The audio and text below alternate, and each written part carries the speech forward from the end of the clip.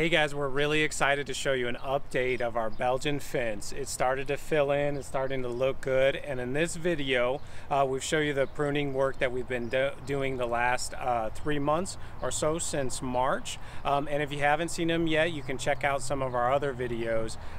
2 years ago we posted a video on how we built the structure and started the trees out on this form. And then last year in our Espalier video, in the second half, you can see the pruning that we did on the Belgian fence. And I also wanted to give you a heads up that this Saturday, June 27th, we have a free live pruning class that'll be on our YouTube channel that you can check out and see us prune some of our trees and watch live and interact with chat. You can ask questions during the class. So I hope you enjoy the video.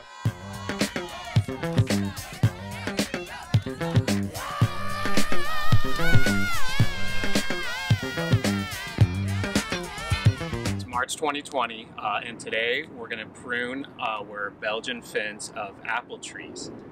And these trees now have been in the ground for 3 years. They were planted in 2017 as really small young trees that we had grafted that year.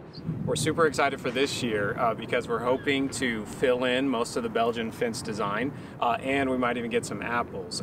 So for today, all we need to do is take out some of this really vigorous upright growth, and then also we're going to clip in the branches that we want to keep on the design. Okay, so what we're going to do is continue to clip in these branches that are well placed to go up on our bamboo.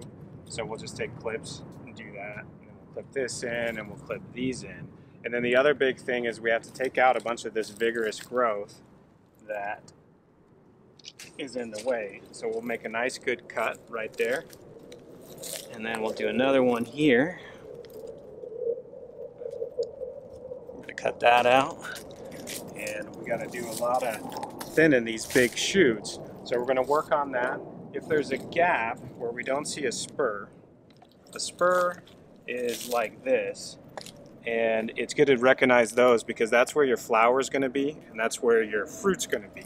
So you can notice it's already developing spurs, but if there's a gap where there's not a lot of spurs, we can take one of these shoots and cut it back to 3 buds. So here we can count 1, 2. We'll cut this one right here. But we'll have an opportunity to focus on where the spurs are more during the growing season. So for now, I'll start thinning out a lot of this growth and clipping it in, and we'll show you what it looks like when we're done. So here we have where we didn't get one tied down. It would have been good to get to this maybe last August or July before it started hardening off. But we can use this stretchy nursery tie to pull it in. And we'll keep this one. And that's basically right where we want it. And then over time, we can pull that in. And if it were to crack, we could always cut a new bud here and train that. And that would be easy to do when it's a new shoot. The other thing we'll do here is take out these ones that we don't want.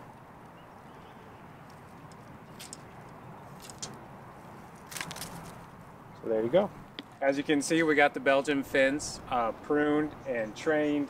We clipped in all the pieces that we wanted, took out a lot of vigorous growth. And as you can see, we did take out a lot. So these trees are going to respond now with a bunch of vigor. So we'll have to come back in May and June and then maybe a little later in the season to check the growth back. One other thing that I did was we had some of the clips on lower spots. I actually took most of those off so that we wouldn't girdle any of the big branches, and then I could just move those clips to the end.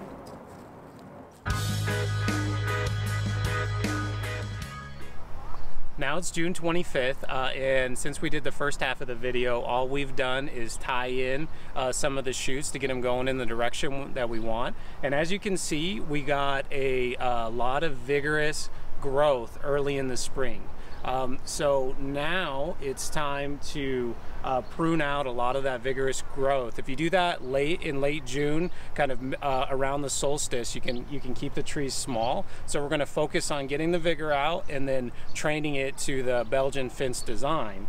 So what we're going to do is look for these main shoots, these tall, vigorous ones that are going in, that are coming off of the main laterals, like you can see in here. And then this one, I'm just gonna go ahead and prune it all the way out.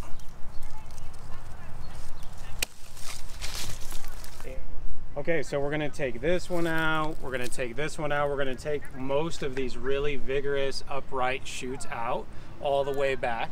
But another thing that we can do now is reduce some of the less vigorous shoots to start forming spurs. Talked about that in the first half of the video.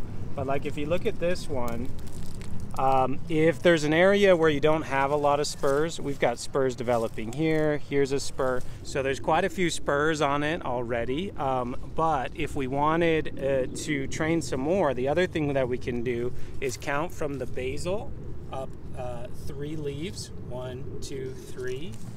And then we can make a cut here. So eventually when the wood gets older, spurs will form on this older wood that we cut here. Kind of like you can see with these spurs starting to form here. You can see a spur right here. Here's a spur, and then here's a spur, and then here's another one. And it looks like it's producing plenty of spurs even on this upright one. Spurs are where your flowers are gonna be, and that's what's gonna turn into apples. So you wanna make sure you got plenty of spurs, of course. Here though, if we have this growth starting, and you can see there might be a spur developing right here, what we can do, instead of taking this all the way back to the main trunk there, we can count 3 leaves from the basal set of leaves. The basal set of leaves are the first that kind of go around in a circle. The first leaves, if you look here, you can see the basal pretty easy. Okay, so then what we're gonna do is count 3 sets of leaves up from that. 1, let's see, 1, 2, 3. Could go here, cut that. Did that a little fast. Here's a quick example of clipping one in and training. So we can just bend this over. This is just a cheap tomato clip, and we'll clip it right there to the bamboo. Try not to smash all the leaves. Okay, so we got the rest of the pruning done and trained, and it's looking really nice. Unfortunately, it didn't quite fill in the space yet, but there's still time left in this season. So what it'll do, it's going to respond with another big flush of growth, not quite as big as the spring. You can see we took a bunch of material off. And you know, these are semi-dwarf fruit trees, and if you don't stay on top of the pruning, they would really outgrow this space pretty quick. But at the same time, we don't necessarily have to spend a lot of time. We'll come back a couple times, we'll prune anything that's growing in the opposite direction we don't want, and we'll tie it in, and then hopefully by the end of the season, we'll have it trained in, and we'll get to eat a couple apples. It's producing some apples, and then what we'll do from here is we might do an update video at the end of the season if it fills in, and we'll do another video next season so you can see the result. Thanks for watching Foodscaping Utah, and grow your own.